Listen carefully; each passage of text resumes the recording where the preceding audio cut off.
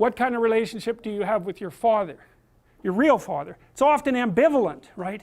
Because there's an element of him that encouraged you, hopefully, because without the encouragement of your father, man, the world is a dismal place. It's very difficult to be a courageous person unless you have your father in body and spirit behind you. It's very demoralizing.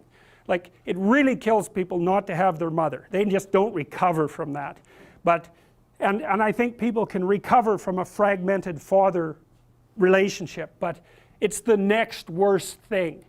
You know, because if your father rejects you or doesn't form a relationship with you, it's as if the spirit of civilization has left you outside the walls as of little worth. It's very difficult for people to recover from that.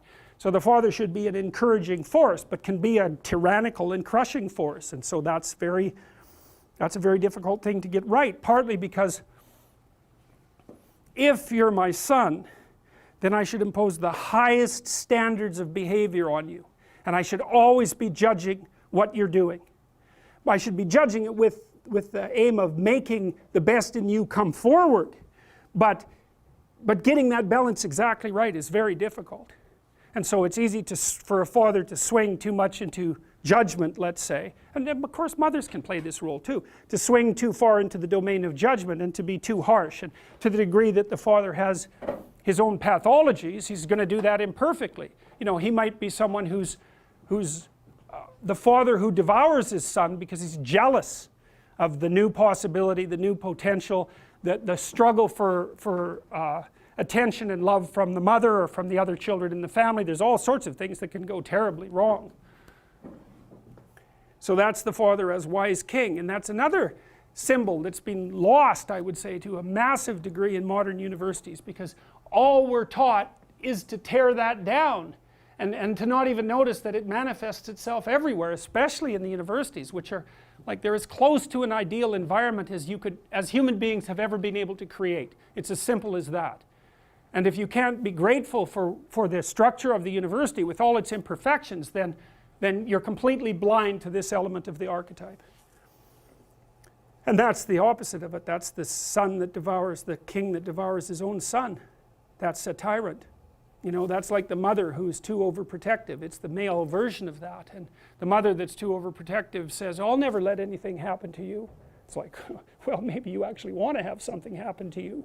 You know, it's a bit of an all-inclusive statement. It's like, no, I'm going to make you strong so any number of things can happen to you. And when you need some care, I'll be there. But otherwise, like out into the world with you. That's the right attitude. And for the father, it's like, get your bloody act together. But I'm on your side. It's not because I want to destroy you or demean you or push you down in the dominance hierarchy, but because I want the best in you to emerge. And so you need standards. It's like, what are you doing wasting your life? There's way more than that to you. Get your act together and bring it out. And that's a message that people really want to hear if they have any sense at all. And generally they do want to hear it.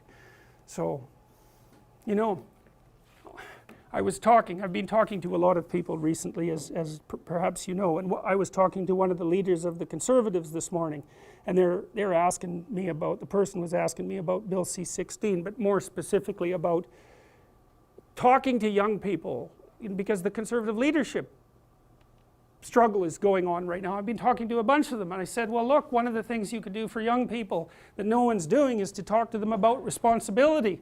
Because everyone talks to young people about rights. It's like, we need our rights. It's like, oh God, how many rights do you need? You know, really, like you have more privileges than any people who've ever lived anywhere.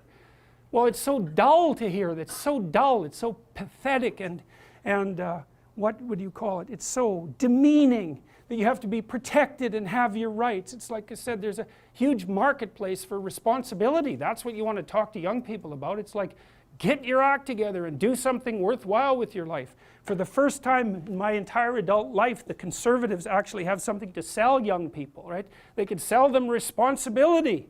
It's like, well, why? Because that's where life has meaning with responsibility. The more responsibility you take on, the more meaning your life has. And the higher degree of responsibility that you agree voluntarily to try to bear, the richer your life will be. And no one's ever told that, and it's the case. You know, it's like you have 4 kids, say. Well, that's plenty of responsibility. You're going to have meaning. It's going to be rough, you know, because it's complicated. You have a complicated job and you try to help the careers of the people around you. You try to solve tough problems and aid suffering and do all of that. It's like, it's weight, it's responsibility, but there's glory in it. There's real glory in it. There's deep meaning in it.